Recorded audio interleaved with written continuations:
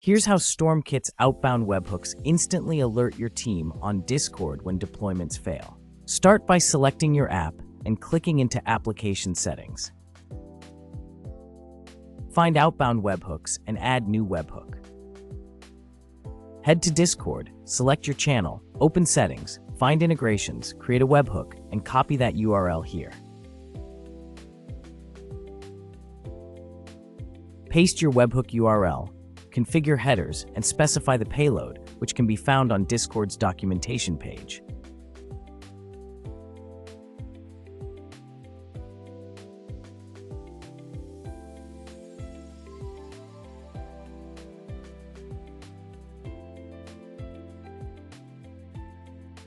You can choose when to trigger the webhook: successful deployment, failed deployment, published deployment, or cache purged, and then click Save. Expand the menu and click Trigger Sample to send an example request to Discord.